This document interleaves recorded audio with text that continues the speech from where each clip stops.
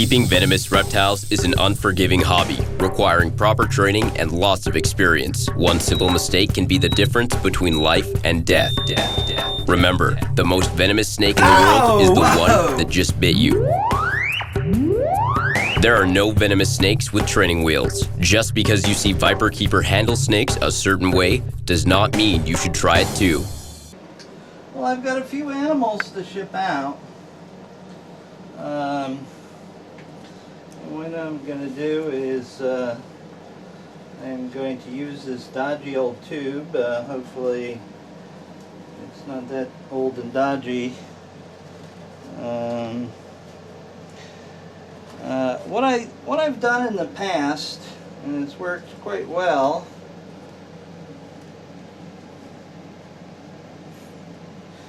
is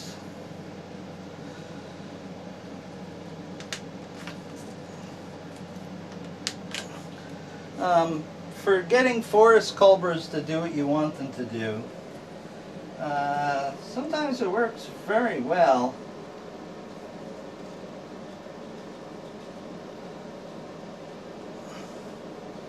If you sort of scent the tube with one of their favorite snacks, and then get them to go down the bag and the tube. You got a hook handy and... Yes, I have a hook handy. You know, although sometimes working with this guy, I think I need more than a hook. Anything else you want? Nope, just stand by and watch the action.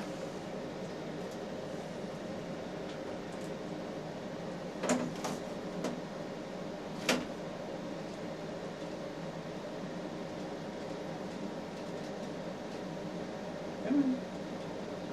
Oh, be a good forest cobra. Come on. There we go. You just figured out, oh, there's no food, it's a trap. It's a trap! And in he goes. Oh, he's not happy. Well, he's been had. Watch it, he's going to try to shoot right back up. Yes, I know that. Come on, get your little tail out of there. There we go. Oh, watch it, the head's right near you.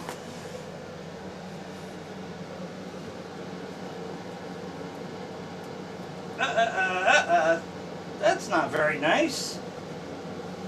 I'm stepping on that there. I got Ooh, it. he's mussed. He's pissed.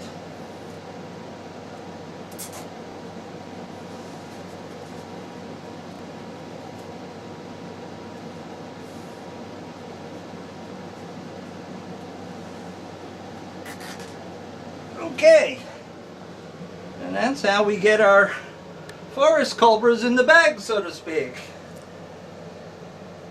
That went very well. Yes. Very well. Well, that only means that the Bothrops will be a hell on earth. No. Okay, double latched for safety.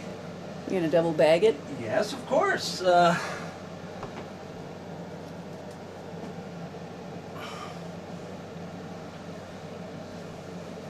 This is an old bag with previously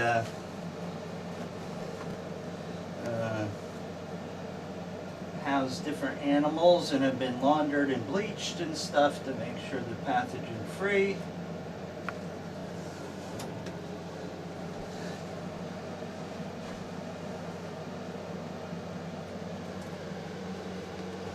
Label it properly.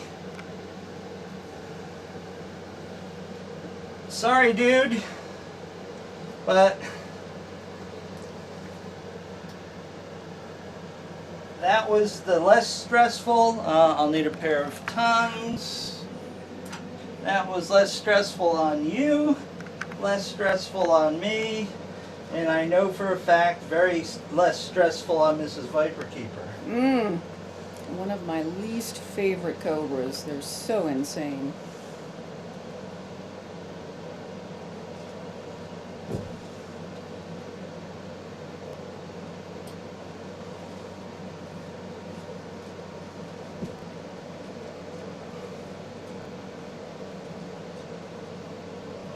You know, buddy, I don't want to tweak you. I just want to get you safely to the bottom of the other sack.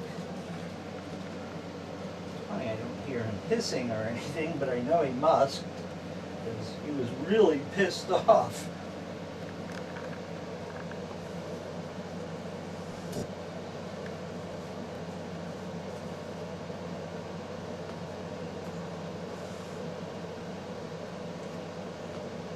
One more. Give me the small one, that's fine.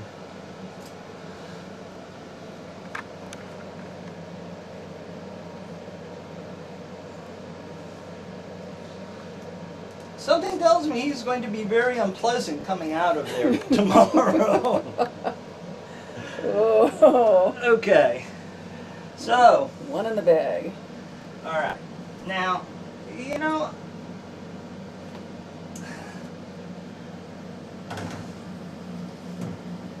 if we have an animal that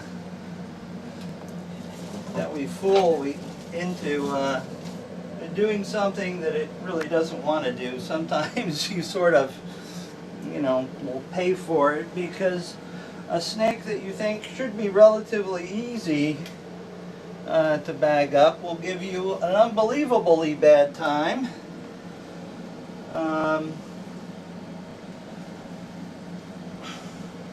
Now, you know, my opinion is that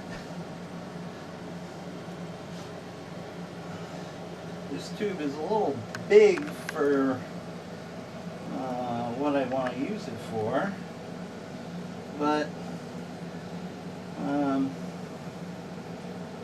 should probably give it a go anyway, because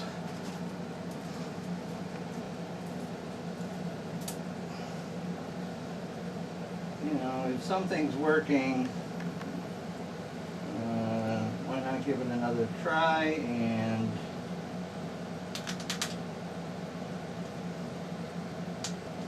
not that really scenting is going to make a difference with these guys, but they're at least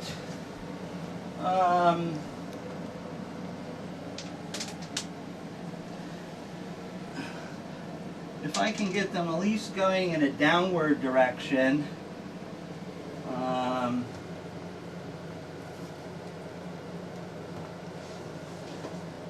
bud, I might be able to get them in the bag without having to resort to other means. Hello. This is a painted lancehead, Bothrops diporus. Hello. And these are generally pretty easy going for Bothrops, but like I said, since the forest cobra was really sort of a breeze, the Bothrops is just going to be nothing but hell, and it seems to not at all be interested in going down the tube, probably because that foul water forest cobra musk in there. Yep. I don't want anything to do with that sewer. But we'll play around with this for a moment or two, because he doesn't seem to be too alarmed. This is the male. You can see his big package there on the end of his tail. See? That's how you tell a male. See how nice and fat that is? That is a male. A lot of people have trouble. No, don't fall off the hook. A lot of people have trouble telling. So we're going to abandon that methodology. Just try to get him to crawl into the bag, maybe. Well, yeah, that's possible, but sometimes that doesn't work either. The only thing about getting them to crawl in the bag is it looks like a hiding place for them. And I've raised these since they were born in 2013. These were born at the Catoctin Zoo. Come on. Go down that way. Go down that way. Come on.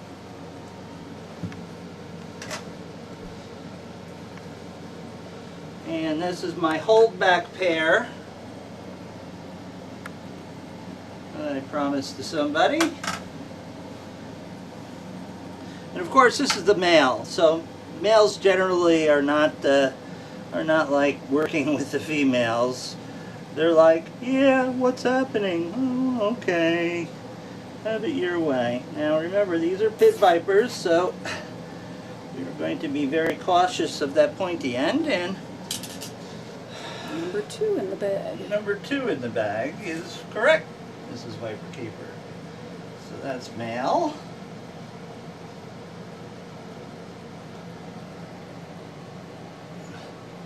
Quite a difference from my big hit Elvis the Rampage edition. This is how it normally goes on here. People are making a big deal over really not a big deal. It was specially produced video for that particular occasion, and that's, you know, I need to make it exciting, even though that's generally Elvis's normal modus operandi. It's just normal for me. It's just doesn't seem very normal to everybody else. You know, who am I to define your norms? So why should you define mine? Other end.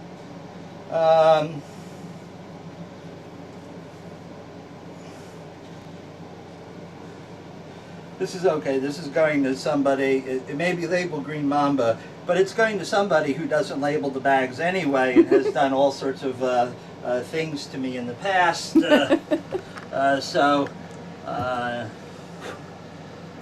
What I'll do is I'll double bag these guys together since they're siblings, and they're not liable to bite one another or injure one another in any way, shape, or form. So. Okay, so this is the female. This is a totally different creature, like most females. I know you got a full belly, huh? You got a full belly. I treat you very well. I treat you very well. Now look at that short tail and how thin it is compared to the male that you just saw. That's how you tell the difference between the boys and the girls, other than the boys are usually pretty laid back. The girls want to kill you instantaneously, right? Huh? Yeah, come in here. Go ahead. That's a nice place to go. That's a nice place to go. See, it's a nice bag. Go on. Go on. No, no, no, no. That's right. Go that way. Go that way. Oh my God. I don't think I ever bagged this many snakes without having to go visit Captain Morgan when I'm done. Yeah, these carrion flies are everywhere. Yeah, they're really swarming the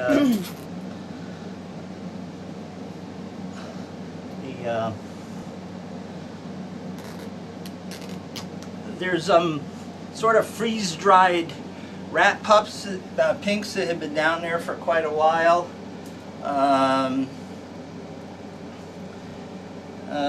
That I'm using for that purpose, since they're too old to feed the snakes, so we'll feed it to the to the carrion flies, and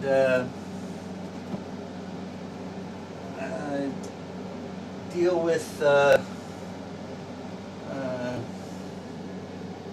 cleanup later. Now, where's my tape? Here it is. So,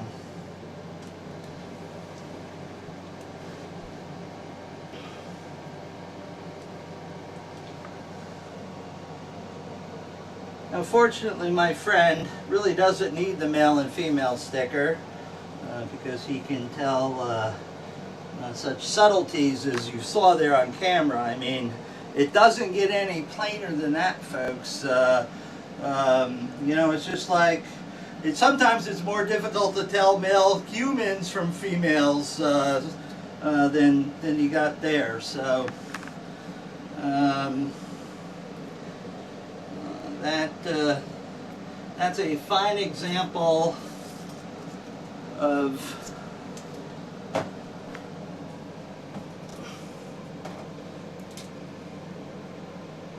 male and female snakedom.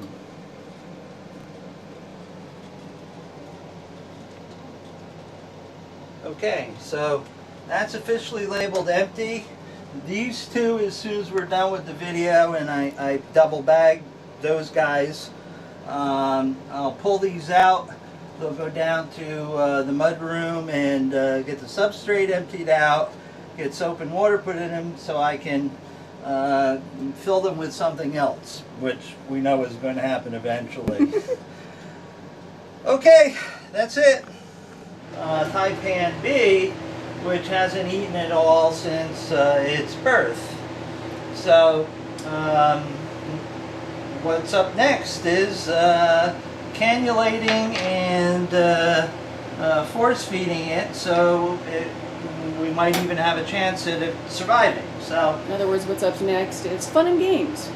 yes, as I just explained to the folks that have the other two taipans that hatched, I told them one of their two is not feeding either, and I told them this is why I wanted all four up here, because I have the experience, the equipment, and most importantly the anti-venom.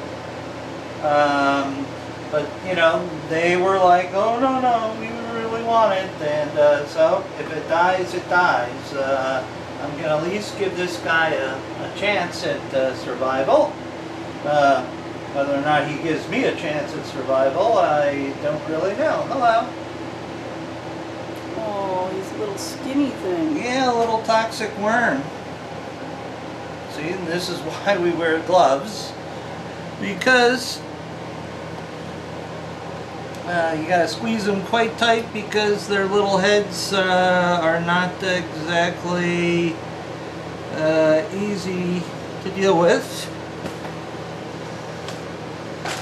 See now, normally I wouldn't be doing this, but there's no joy for me holding the head of a toxic worm like this. So we're just going to let him sit there, and this is greased of course, and we're just going to force it down his throat. It may not be so pleasant, but this is the only way to do it. Oh yeah, bite.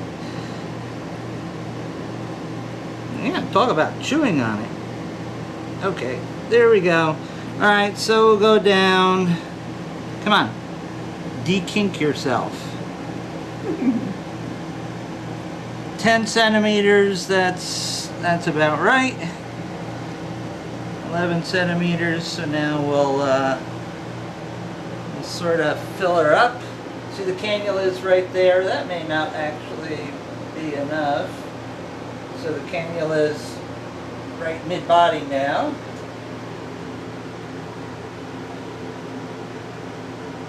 Yeah, I know. Well, if you would eat, we wouldn't have to do this. Okay. Oh, still biting on it. Okay. Well, better he bites that than you. Okay, so we're going to pull this out.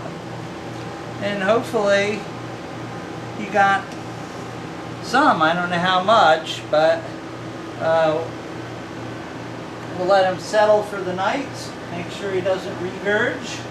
We'll change his water right now while we're have him safely cannulated.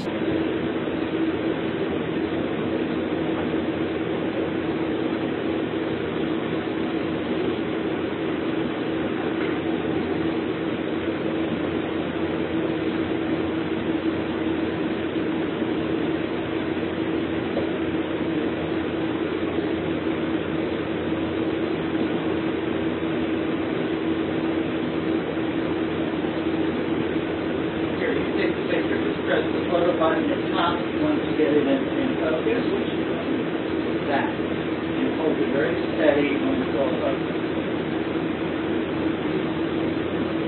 Another.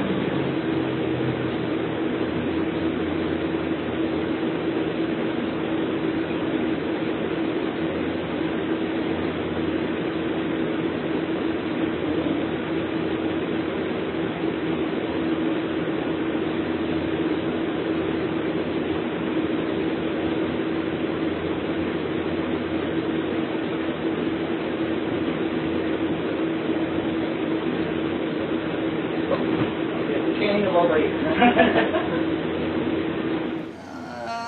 Hand me the Uplex, which is by your feet.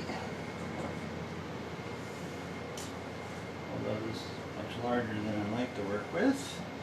Now this will be somewhat tricky, simply because it's a taipan. It's a rather feisty little bugger. And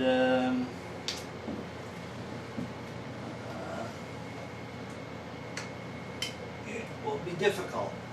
It's already, this one has already decided that it would jump out on the floor on me once, and they don't really hook well and try to disappear into the sunset. Now, at the moment, said taipan is under the log because it's devoured a food item earlier. Come on. Come on. Oh, I just know you're not going to go in there willingly. What the hell?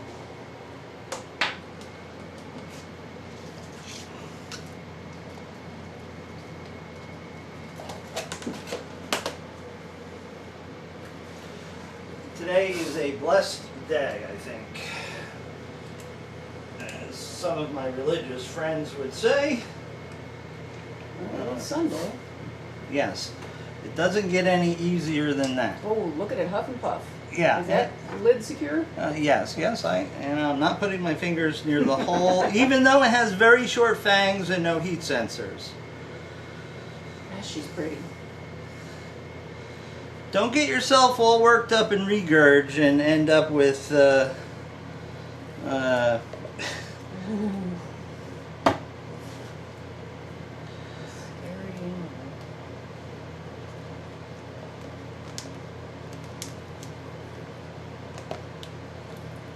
yeah, and it's supercharged. Yep.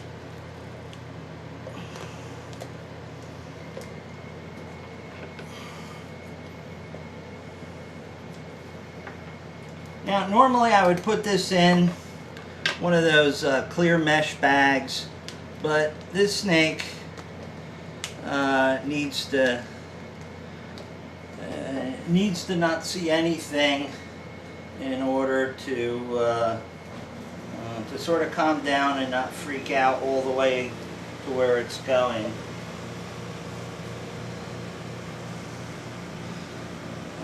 So the way we do this is we put a little beastie zip tie. Oh, they're over on the other side. I could have swore there was like 4 or 5 left here on the table. I bought some extras. Just I to can have over feel here. it pinging off the sides still. Ugh.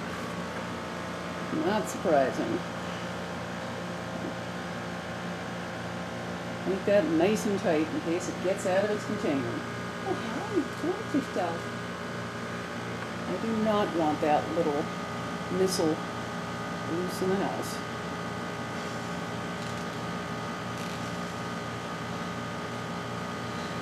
Yeah, if a snake had to get loose in the house, this would not be one of the ones that you would want loose in the house. No. They bite and ask questions later. It's just like the eastern browns. Just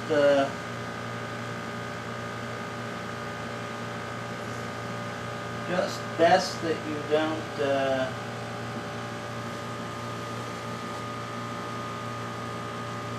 Just don't be messing with them.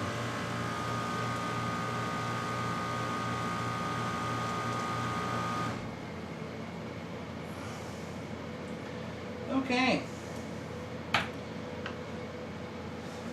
Rather uneventful considering it could have been the holy terror from hell.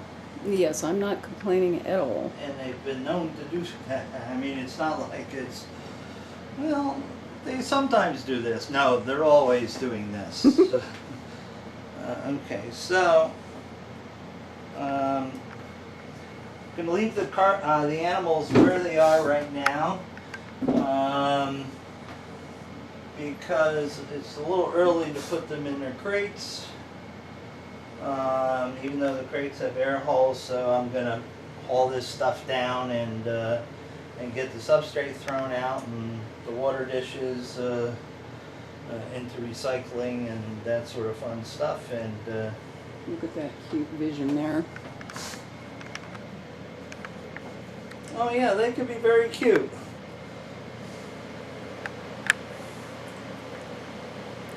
When they're not leading you on a merry chase around the room. Or chasing you around the room. Yes.